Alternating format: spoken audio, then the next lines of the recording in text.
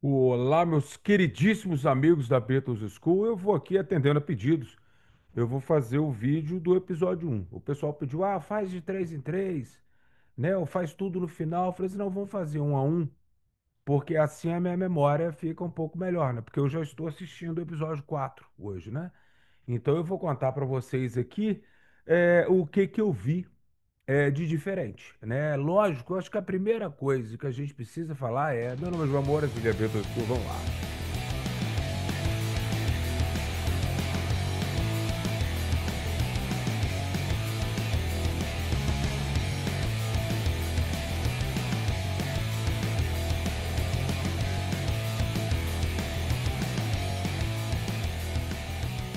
Olá, queridos.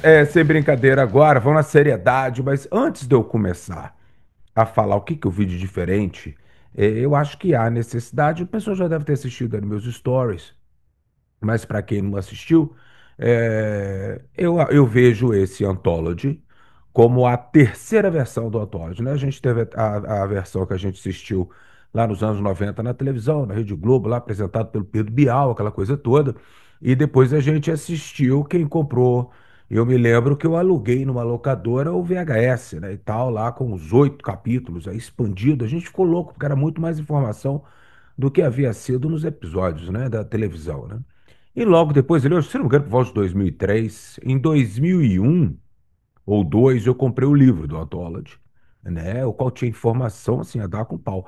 Já em 2003, 2004, ali, foi lançado o DVD, que era igualzinho às fitas VHS, só que o DVD vinha com um extra, né, com o Paul, o George e o Ringo conversando ali nos anos 90, várias cenas que hoje permeiam aí o YouTube, TikTok e tudo mais, né? O pessoal fala, olha, isso aqui é inédito, porra nenhuma, a gente já viu isso aí 1000 vezes. Tem muitos anos que a gente vê isso ainda. Pelo menos uns 20 anos do DVD. Então, quando eu fui assistir, eu já tinha falado com vocês da informação que havia sido dada em respeito de que os episódios eram mais curtos, né? Então, eu fiquei até muito lisonjeado, né? Porque reconhecimento eu nunca tive, né? De nada, né, cara? Mas eu fiquei muito lisonjeado com um cara de um canal que eu tenho um profundo respeito, que é o Pop Goes the 60s, o Matt, que é o host desse. E ele faz um trabalho, assim, absurdo. O trabalho dele é brilhante, assim como o rapaz lá do Parlogram Auction. São os dois canais que eu realmente assisto, que eles trabalham com uma certa seriedade em relação à informação, né? E ele comentou, ele fez o comentário que ele assistiu a Beatles School no Brasil, tem um canal Beatles School, ele fala que o cara que apresenta, que sou eu, o cara é muito bom, ele traz coisa bacana, então eu fico muito lisonjeado, muito feliz, né? Porque é, é sempre legal ver um colega youtuber falando bem da gente, né? Ainda mais do tamanho do cara. Mas enfim, ah, eu já imaginava, então quando a gente foi assistir, eu assisti o primeiro episódio e eu fiz aqui uma listinha, eu fiz uma anotação, porque eu estou fazendo o seguinte, eu estou assistindo e anotando, porque a primeira coisa que você vai notar, e você já deve ter notado, é que as coisas eles mudaram algumas coisas. Eu acho que o mais claro que eu vi ali foi logo depois que toca em My Life, quando os Beatles estão ali de bicicleta naquela cena do Help, eles falam, pô, a gente tem que voltar, tal, aí vão contar a história, né? Aí, quando vai tocar em My Life, tal, aí toca em My Life muito bonita e eu vi algumas cenas novas, por exemplo, eu acho muito bacana mesmo, que na hora que, da parte de In My Life, que eles falam das pessoas, né? Que fizeram parte da vida dos Beatles, eles mostram o Brian Epstein, eles mostram o Stuart Sutcliffe, eles mostram o Pete Best, eles mostram o Neil Aspinall, o Derek Taylor e o Mal Evans. Para mim é isso aí. Esse aí a máfia de Liverpool, vamos dizer assim, porque são esses, né?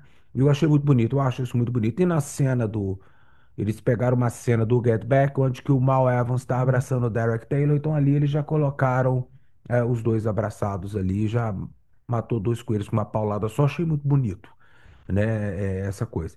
Então o que aconteceu aí, logo depois, tem aquela cena do Selvagem na motocicleta, do filme do Marlon Brando e tal, o cara fala, ó, We Miss You, oh, The Beatles Miss You.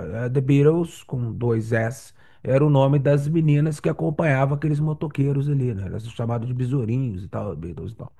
Então, o que acontece? Essa cena foi colocada bem mais tarde. Aí eu comecei a reparar duas coisas. Uma, como eu tenho Director's Cut, eu sabia que havia muito mais informação.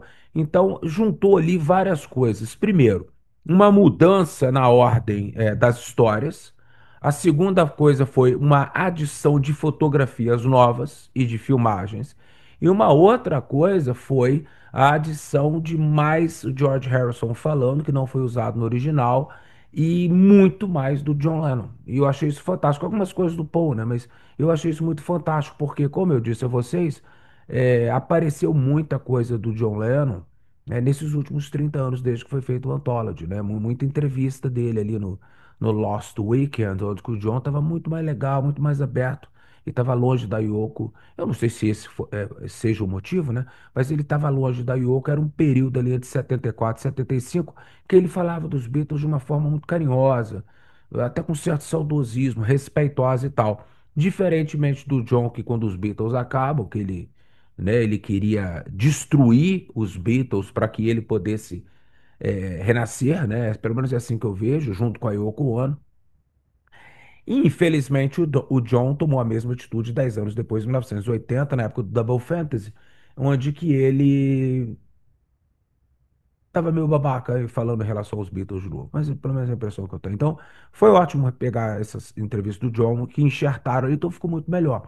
Agora, por que que eles fizeram isso? Eles fizeram isso, só, desculpe me repetir, mas é para um novo público, é para mostrar, ter uma nova pegada, um novo ritmo, ali na narrativa de contar e tal, é para um novo público, é para um público que vai aprender sobre os Beatles, né? Nem todo mundo, meu caro amigo da Beatles School, nem todo mundo é que nem a gente que assistiu o Anthology, as oito fitas e depois os DVDs mil vezes. Nem todo mundo é igual doente, igual a gente, né, cara? Então há de se apresentar os Beatles para uma nova geração e eu achei que eles têm feito muito bem.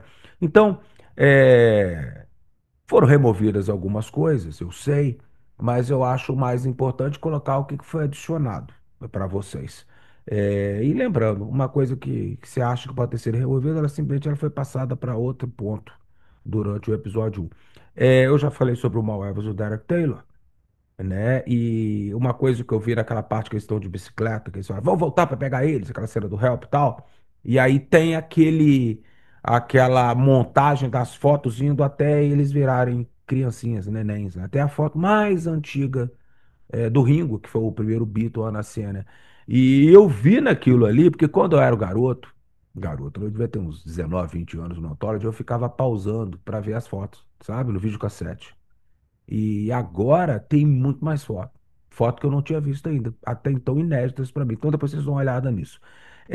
Tem uma parte que não tava, que é a parte onde o Ringo conta que eles foram a primeira geração a não ser obrigatório servir lá o exército lá as Forças Armadas lá na Inglaterra, né? Essa é uma história, esse fato, na verdade, ele mudou muita coisa para os jovens que seriam os jovens cabeças dos anos 60. Foi assim com os Rolling Stones, com os meninos do The Who, com os atores do Monty Python. Então, toda essa geração que perderia, né, uma forma de ver, perderia parte da sua juventude ali no exército ali e tal, não era mais obrigatório a partir ali de 58, 59, uma coisa assim. Então eles foram a primeira geração. Olha como é que até isso influenciou, né? Isso não tinha no Anthology original, né?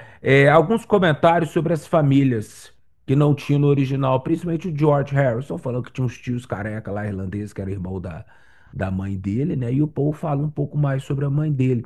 Então, essa parte eu falei assim, não, isso não estava no original, não, né? Uma outra coisa que eu achei muito legal é que, porra, o documentário ele é contado de uma forma meio rápida, né? Então, assim, eu tenho diversos relatos de amigos, vou dar um grande amigo, um abraço para um amigo meu, Rogers, né, o Rogério Fonseca, que a gente estava conversando sobre isso um dia desse, que é a respeito de você, bitomaníaco, arrumou uma namorada, ou um amigo novo, ou um irmão mais novo, aí você pegava o Anthology e mostrava. para ver se a pessoa ia curtir aquilo também. E o episódio um dava um soninho, porque não tinha muita música, não tinha muita apresentação dos Beatles e tal. Tanto é que tem uma cena que foi mantida, né? Que o John fala, isso aí é muito antes da gente começar a tocar. Aí toca Twist and Shout, os Beatles tocando Twist and Shout, pra mostrar, calma aí, gente, a gente vai falar de música, mas vamos chegar lá, né? Era quase isso que o diretor na época do Anthology fez nos anos 90. Então, ou seja, a gente tem uns pulos, né? De repente já tá o Paul falando um pouco mais sobre In Spite of All the Danger. Né? E o John também, eu achei essa parte legal. É uma coisa que eu reparei, porque eu acabei de voltar de Liverpool, é um vídeo estendido lá dos porões do Jacaranda, que era pertencia ao Alan Willis. Esse vídeo, eu falei assim, existia um vídeo sobre o Jacaranda no Anthology original, mas agora estava muito maior, com umas cenas que eu não tinha visto, né? Uma outra coisa também que me surpreendeu por eu levar as pessoas a Liverpool, que é o George Harrison falando que o John morava com o Stuart num local chamado Gambia Terrace. Eu levo as pessoas até lá, é perto ali da Escola de Arte, e também do LIPA, né, do Liverpool Institute. Foi onde que o John morou com o Pete Best. O John morou com o Stuart Sutcliffe e com o Rod Murray, que era um grande amigo dele ali e tal. E, de certa forma, o Paul e o George passavam o final de semana ali e tal. Cara. Era uma putaria naquele apartamento, Deus me livre. Né? Aí foi legal ver o George falou sobre isso.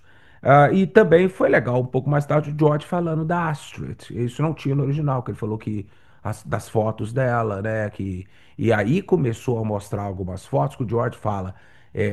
A gente fez muita amizade lá em Hamburgo, mas as principais amizades foram, ele fala do Jürgen Vollmer, do Klaus Wumann e da Astrid Küssner. E aí tem essa parte onde que mostra umas fotos deles que eu não tinha visto. Estou falando da Astrid e do Klaus, que foi adicionada ali. Fala também, o Paul também, ele estica um pouco como é que ele conta uma parte. Eu me lembro que tem a Rushworth, ali em Liverpool, perto, aos arredores do Cavern. Tem duas lojas, tinha, né? Não existem mais. Havia duas lojas de instrumentos musicais que são muito importantes na história dos Beatles. Uma é a Hess's, né? Onde que praticamente todas as guitarras que eles compraram para ir para Hamburgo, a Rosette Seven, né? Aquela guitarra Futurama do George, a bateria do Pete Best, né? Muita coisa ali. Se não me engano, a Club Forte do John, posso estar enganado, não estou lembrado. Mas tudo foi comprado ali na Hesses, né? Já a Rushworths, se eu não me engano, o baixo do Stuart Sutcliffe foi comprado lá. E também foi quando o Paul trocou o trompete pela sua Zenith, o seu primeiro violão, né? E aí mostra uma foto da Rushworths and Drappers.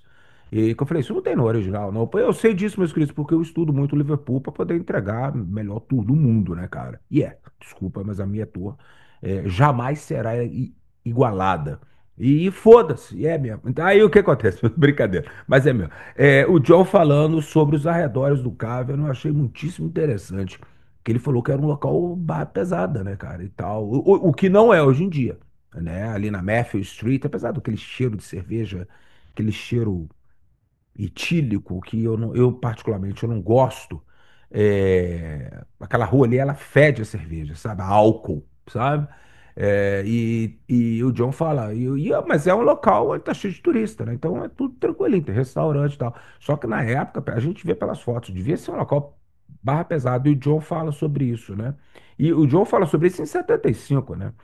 Uma outra coisa também sobre o Brian ir a Londres e ele ir na loja da HMV, da Oxford Street, que eu já contei essa história um milhão de vezes para vocês, mas foi muito legal ver o George contando. Muita gente que foi na minha tour falou, porra, João, o George falou, né? Isso não tava na tola de original, não tava mesmo, né? Então eu fiquei muito feliz, né? Eu acho que a coisa que mais pegou, assim, os meus amigos, né, foi que todo mundo me escreveu, assim, ao mesmo tempo que a gente já estava assistindo, era o vídeo de Some Other Guy, né, no Cavern, pela TV Granada, né?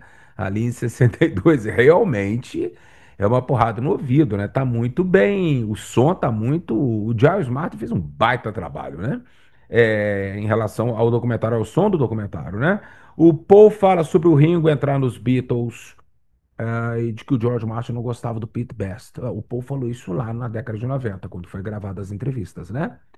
Mas o George Martin, antes de morrer, não apenas antes de morrer ali, né, naqueles últimos anos da vida dele, mas ele falou, tem entrevista um pouco mais antiga, ele falou, eu jamais falei para remover o Pete Best. Eu falei, não, pode manter ele, se quiser e tal, mas no estúdio de gravação eu prefiro um outro baterista. Essa história, para mim, ela é tão complicada porque eu acredito no seguinte, depois de ler muita coisa, né, meus queridos e tal, eu vejo a história um pouco diferente do que é contado nesses documentários ali, porque primeiro que eles não lembram, porque é a vida deles mesmos, né? Eles não ficam estudando a própria vida, né, como a gente fica estudando a vida deles, né? Os acontecimentos e tal, porra, eu não lembro o que que eu fiz lá em 94, porra, alguém vai ter que me contar, eu não lembro. Então, para eles, imagino o que aconteceu lá em 1962. O que eu sei da história, o que a gente estuda e vendo, juntando as peças, eu já contei para vocês, é que o Pete Best foi, o George Martin não gostou, mas na próxima sessão, o qual eles não lembram mesmo, a próxima sessão o Ringo foi, ele tocou, eles gravaram How Do You Do It, eles gravaram Love Me Do, que é a versão que está na Past Masters, se você quer lembrar assim, né? Ou no Rarities, ou agora na coletânea vermelha de 2023, que está agora estéreo, né? Então é essa versão que o Ringo gravou, né? E só que eles fizeram uma tentativa de PS I Love You que deu errado e o George Martin não gostou da atitude do Ringo. Então, na próxima, na terceira vez que eles foram lá, eles foram para regravar Love Me Do e fazer uma tentativa de PS I Love You, porque eles haviam já limado, eu já contei o porquê no vídeo anterior, o porquê de How Do You Do It ter sido removida. Não foi porque que os Beatles não gostaram, não. É lógico que eles não gostaram da música, ajudou, mas foi publishers ali que queriam músicas de Lennon McCartney, né? Porque se desse errado, eles ficariam com as músicas para ele. Ó. E aí a antenada é essa, que os Beatles se tornariam geniais. Mas naquele momento ele ainda não era. Ninguém sabia, meu, ninguém tinha bola de cristal, pô. Então o que acontece? Quando na terceira vez eles vão lá, quando eles chegam para atacar, e eles sabiam que deveriam gravar Love Me Do, porque não ficaram, o George Martin não ficou satisfeito com a versão anterior, o George Martin falou assim: não, esse menino que eles colocaram no lugar do outro, esse narigudo aí, porra, nem um pouco profissional. Aí sim, na terceira sessão, que foi o Andy White que o George Martin colocou. Aí eles gravaram Love Me Do e gravaram PS I Love You. A Love Me Do, quando foi gravada com o Andy White, com o Ringo ali no. Ele tocando algum instrumento de percussão que me fugiu aqui agora, em PS I Love You também. Mais tarde, quando eles foram ver ali em 62 ainda, qual versão a gente lança? A Love Me Do com o Ringo, gravada antes, ou a Love Me Do com o Andy White? Eles acabaram lançando ela com o Ringo, um Love Me Do. Quando foi lançar o álbum Please Please Me, qual o Ringo? Não lembra. Vocês viram no documentário, ele continua errando. Ele fala que ele que tocou bateria em Love Me Do do álbum, né? Hoje ele já deve saber, mas na época do Anthology ele não devia saber, né? E aí o que aconteceu?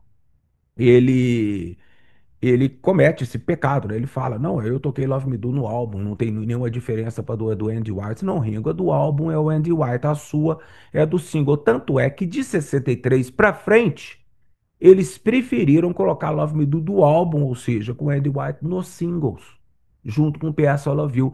E aí o que aconteceu com a versão do Ringo? A versão do Ringo foi esquecida. Muito tempo depois conseguiram achar um acetato dela, que aí acabou aparecendo no Rarities, depois ela foi tratada, apareceu no Past Masters, depois ela foi tratada de novo em 2009 para aparecer no Past Masters de novo. Em 2023 foi feita agora, com toda essa tecnologia, uma nova versão estéreo, o qual dessa versão do Ringo, o qual hoje abre e substitui a do Andy White desde 73, quando foi lançado o álbum vermelho, agora é o Ringo tocando em estéreo, né? Então, ou seja, o Ringo, eles não sabem disso, meus queridos. Os Beatles, eles não são bitomaníacos que nem a gente, né, cara? Eu acho muito interessante isso, ver os erros dele, o Moody, né? Então tem essa história aí do George Martin aí falando, e eu achei interessante o povo falar isso. Mas aí, uma parte que também que eu adorei, aí é meio fora de contexto, porque eu acho que nem eles lembram direito, mas daí a importância do tuning.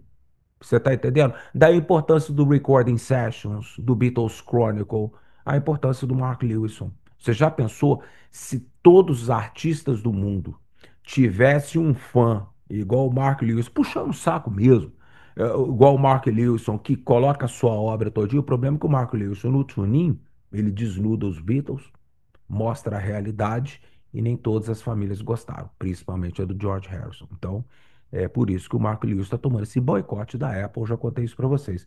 Para ele poder lançar o próximo livro, ele vai ter muita dificuldade para poder acessar documentos, pegar entrevistas com as pessoas, porque a Apple, ou seja, o Paul, Ringo, Olivia e Sean Lennon não querem que o Marco Lewison escreva, né? E aí, para finalizar ali, que eu vi assim, que realmente assim, eu falei, uau, é diferente, foi em relação ao How Do You Do It, né? Eles contando da forma deles, né? O que que aconteceu ali com How Do You Do It. Não me lembro de ter o John Lennon cantarolando How Do You Do It. Eu falei, a gente gravou uma música lá e tal, que a gente não gostava. Aí o John fala, mas a gente fez uma versão dela. How do you do what you do to me? O John Lennon faz assim, eu achei engraçado. E não tinha na versão original. Então é isso, meus queridos. Essa é o review do episódio um. Depois eu faço do 2, do 3, do 4, vou fazer aí e tal. Só que essa é aberta para o público. Se você quiser saber os reviews do segundo episódio até o oitavo e contando ainda o episódio 9, torne-se membro da Beatles School, porque eu cansei de fazer vídeo para ninguém assistir. Então eu vou fazer vídeo agora para pessoas que realmente apreciam meu lindo e belo trabalho aqui na Beatles School. Se não, o restante, meu querido, que vai ler livro, vai procurar ou vai assistir algum moleque no TikTok aí que eles são igual.